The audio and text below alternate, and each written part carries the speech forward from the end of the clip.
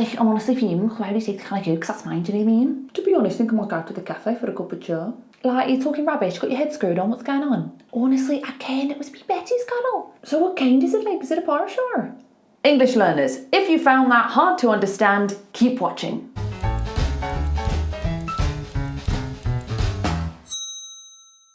Good morning, good afternoon, and good evening. Welcome to Smashing English. Before we start this video, be sure to subscribe because we make new videos all the time and I don't want you to miss any. So with that said, let's get on with the video.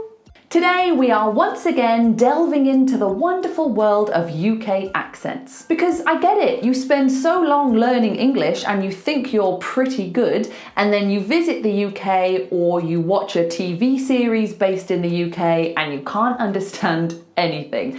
So let me make this a little bit easier for you. Because if you're learning a language, it's really important to be able to understand it spoken in different ways. Not everybody in the UK sounds like me. We have so many different accents and they are beautiful. It's amazing that in such a small country, we can have such a variety of accents. So let's talk about how to understand difficult UK accents. First of all, we're going to play a little game. I love games, they're great. Who doesn't love a game? I'm going to play you 3 different clips. See if you can identify the UK accent. Because being able to identify the accent is a great place to start if you want to understand the accent. If you're not very good with UK accents, don't worry, this is just a bit of fun. So let's listen to the first clip. Where is this person from? They start fighting from the age of 6, 7, 8, and they're fighting every week.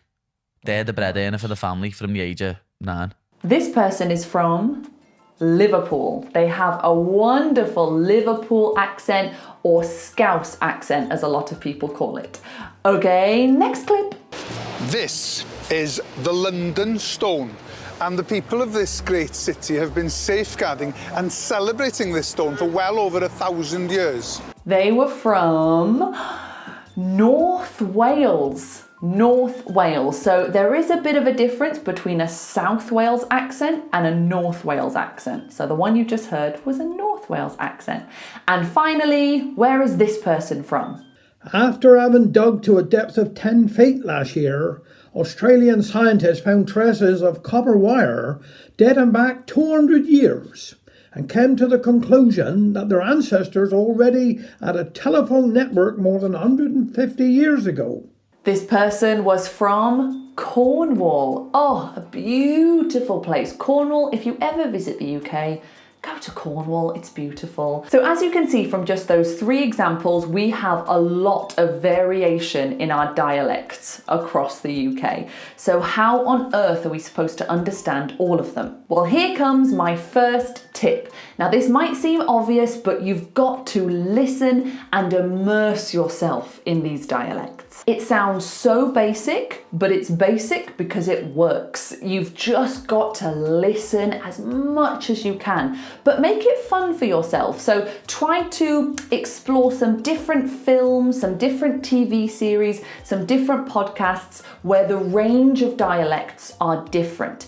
If you only ever watch Downton Abbey and The Crown, you won't get very good at understanding many different dialects and accents. So do some research and find some really good media that's entertaining, that you want to watch, that shows you a range of different accents. Tip number 2, pay attention to pronunciation patterns. So let me give you some features of UK accents that a lot of English learners find really difficult to understand. Now, an accent can either be rhotic or non-rhotic. Very quickly, a rhotic accent pronounces all of the R's. So think of the USA, think of the Californian accent. They would say, my car is so powerful. Car, powerful. They pronounce all the R's. A non-rhotic accent is an accent where you only pronounce an R if it comes before a vowel. So my accent is non-rhotic. I wouldn't say my car is powerful.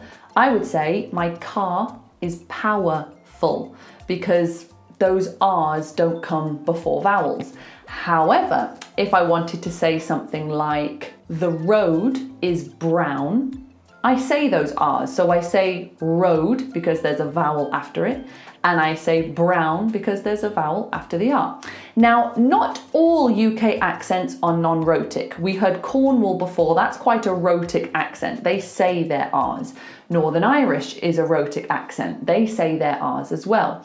But a lot of the time, if you listen to someone who's from Surrey, for example, they will have a non-rhotic accent, and that can be quite confusing for English learners because a lot of accents around the world are rhotic. So they're very used to hearing R's, especially if you listen to a lot of American content, if you watch American TV shows, American movies, they say all of their R's. So when an English learner listens to a UK accent that is non-rhotic, this can be quite confusing. So you've got to be aware that in a lot of UK accents, we're not saying that R. It's just not going to happen. Another pronunciation feature you will hear in a lot of UK accents is the dropped T or the glottal stop. So I'm sure you've heard the stereotype that when someone wants to do a British accent, they say a bottle of water instead of a bottle of water. And this comes from some truth. If you listen to someone like Adele, you will notice that she drops a lot of T's. So instead of saying better, she would say better. I like to brew the tea bag, add a bit of sugar, bit of milk, stir it, wring it out, and put it wherever you want. And this is because she's from London, and there are lots of accents in London, don't even get me started, but a lot of them drop their T's. Even in Liverpool, they might drop their T's as well. So instead of saying what, they'll say wah. So it's completely changed the word. It's no longer what, it's wah. There's no T. So if you really want to understand some of these accents, you have to change your thinking and you have to stop expecting to hear T's and instead expect to hear glottal stops. So a glottal stop is when you stop the air in your throat. So instead of saying better, you say better. It's like it just clicks out of your throat in a really weird way. Or instead of water, it's water. So there's still some kind of stop there. We're not just going war. We are saying water, but it's just different to water. Now, this doesn't mean that everybody in the UK drops their T's. A lot of accents keep their T's. It's beautiful. But you just might hear a lot of dropped T's and glottal stops. Another pronunciation feature that English learners find really hard to understand is the intrusive R. So we're talking about linking here. We're talking about linking words together, which happens in most languages, but obviously if you're not familiar with the linking, it's going to be really confusing. So what a lot of dialects in the UK do is we take a sentence like this: law and order. Now, in between law and, there's no R, is there? Do you see an R there? No. But this is where English spelling is really annoying because the word law is spelt low. It's spelt with an AW, but we don't say that. We say law. And it almost sounds like door. Like law and door rhyme. So think about the door spelling. That ends in an R. This is kind of an R ending word. So to link law and, we don't look at the W. We don't go law and order because that sounds ridiculous. We go law and order. Law and order. Law and order. So weirdly, it sounds like my name, Laura, even though it doesn't look like that at all. Laura, law and order. This is called an intrusive R because we are creating an R, even though an R is not written. We're just putting an R in there. So this can be extremely confusing when you're listening to someone do this because suddenly you've heard this R sound and you're thinking, oh, whoa, okay, so it's a word that ends in R, but not necessarily because law does not end in R. Same with words that end in a schwa sound. A schwa is a completely neutral sound. It goes like this: Let's do the schwa dance. So there's no effort. I'm not moving my mouth, I'm just going So if a word ends in that, like this one, idea, we'll do the intrusive R to link it to a vowel. So we'll say, this idea is great. This idea is great. I know, it's very confusing. Or the people in that area are really nice. Area. And it will take some time. It will feel very alien to you to begin with. It will feel like the weirdest thing ever if you've never done it. But if you want to understand it, you've got to at least try to do it a couple times so you are familiar with what's actually happening. Okay, tip number 3. Another reason why you are probably finding it really difficult to understand some UK regional dialects is because of slang and because of idioms. And slang changes all throughout the UK. If you get in the car and you travel an hour this way, you will meet new slang. It just completely changes everywhere. So the best thing to do here is choose the accent that you want to focus on. Maybe you are moving to Dorset and you think, okay, I need to know the Dorset slang. Just completely throw yourself into it. Try to listen to a podcast of someone from Dorset. Go, the internet is amazing. Type in slang words from Dorset. You've got to understand the slang, because a lot of the time you might listen to someone speaking and they're speaking very clearly, but they're using so many slang words from their region that it makes it sound like a whole different language. Like if you think about the example I gave at the beginning, the Black Country voice said this. To be honest, I think I might go to the cafe for a cup of char. Now, what on earth is a cup of char? If you are not from the Black Country, you don't know what a cup of char is. I'm from the Black Country and a cup of char is a cup of tea. But if you didn't know that, you would hear that and it would sound completely crazy. So slang is vital to understand, and you can't learn the slang from everywhere. So be specific, find an accent that you're the most interested in and learn their slang, because it changes no matter where you go.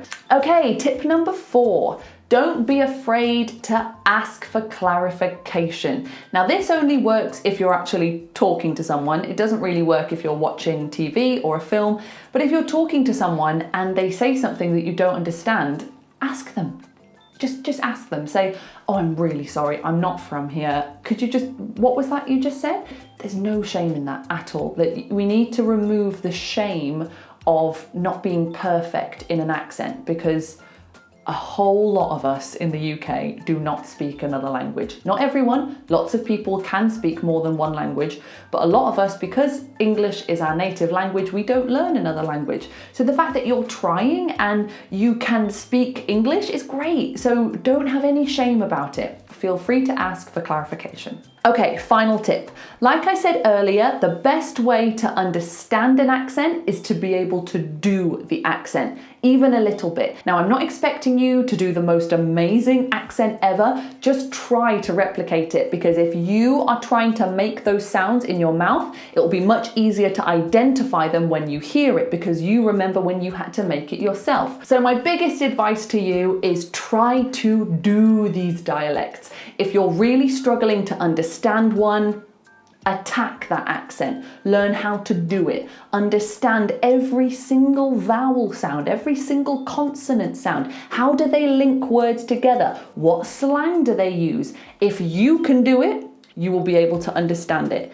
If you have no idea how that accent is made or the sounds that they are making, you won't understand it. That is my challenge to you. Thank you so much for watching this video. If you enjoyed it, please give it a like. If you would like to follow us on Instagram, you can do so there. And if you would like an online one-to-one English lesson with me or my partner Bez, the link for that is down below. Thank you so much for watching, and we'll see you next time. Ta-ta! Like, I'm honestly fuming why do you take kind of because that's mine, do you know what I mean? Like, you're talking rubbish, got your head screwed on, what's going on? Honestly, I can't, it was me Betty's got on. So what kind is it like? Is it a Porsche or?